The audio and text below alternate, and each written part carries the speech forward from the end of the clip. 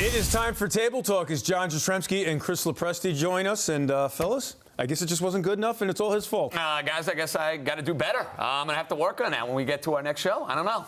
That's like his best Belichick impression, but a little too much eye contact and a little too much volume. Yeah. He needs to mutter a little bit more. More monotone? Kind of growl and just, kind of scowl at people, and then he'll have it nailed. All he needed was we're on to Thanksgiving. Yes. As for some actual analysis, here's what Dexter Lawrence and Malik Nabers thought of the Giants' effort against Tampa. We played soft, and they beat the out of us today. When you say you played soft or your ball club played soft, can you be more specific? We missed a lot of tackles.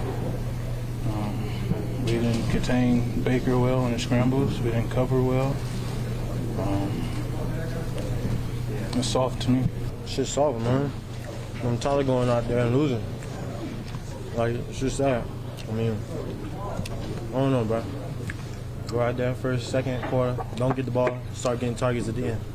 I mean, can't do nothing.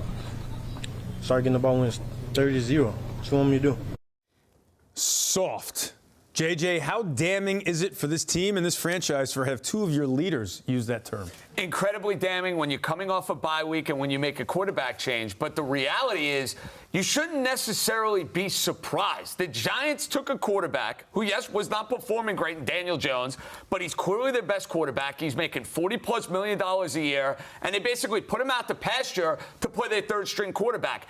I had a hard time believing that this win one for the Gipper, that the rah-rah behind Tommy DeVito, who stinks, by the way. I mean, Todd Bowles brilliantly blitzed every single play, and he was incapable of handling it. So much for the spark, and I love Baker Mayfield's celebration after the fact. But getting back to the idea of the Giants giving you an effort because of the quarterback change, I didn't buy it. You heard Dexter Lawrence say earlier in the week, Daniel gives us the best chance to win. Now, is it a good look for Brian Daboll? No. Is it a good look for Joe Shane and the culture of the Giants?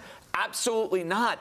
But I fully expected this. I thought the Bucs, who have been a spunky, spirited, together football team all year, something the Giants are not, by the way, we're going to show up, and the Giants weren't ready for it. It's interesting. Both teams coming off a bye, and obviously one was prepared and one was not. Or one was ready to give a full, complete effort, and the other team was not. So, I mean, look, we could talk about Daniel Jones and DeVito and what's going to happen with Brian Daboll and Joe Shane, but at the end of the day, bottom line, these guys, when they go out on the field as individuals, there has to be some personal pride at some point, and what you saw today in the effort from the Giants was not representative of that. And yes, of course, changes are going to be made. It's another season that's down the drain before Thanksgiving, and who knows what becomes of the head coach and the GM when we get to the offseason.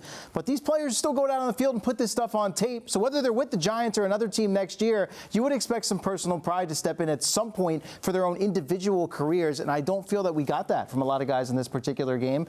So from that standpoint, there are still games left to be played, and they're going to be out on the field, and this is what they get paid to do. So I would hope some of them are looking at themselves in the mirror and thinking that we need to put forth a little bit more of an individual effort moving forward, results of the game aside. Yeah, Brian Daboll saying already that he will give DeVito the start against the Cowboys in their next game, which gives him more opportunities to get the ball to Malik Nabers. I mean, this game was already all but over when DeVito started throwing the ball to Nabers. Chris, how is this guy not the first, second, and third option of the passing attack? If you're someone that believes organizations actively tank, the fact that he didn't see the ball in the first half would be pretty good evidence of that. And JJ made a great point. Wait, hold on a second. You just gave us a speech that the players got to put their thing on, put it out the bus tape, right? The organization. Who's calling the plays? And who's bench Malik Nabers. Don't put him out there if you're going to throw the ball to him. I agree with that. But his point about Bowles, he loves to blitz, right? So what should that create for Malik Nabers? One-on-one situations, right? So the fact that he doesn't even have a ball thrown his way, forget whether it's completed or not, or if Tommy DeVito makes an accurate pass, doesn't see the ball. And as you pointed out on the highlight,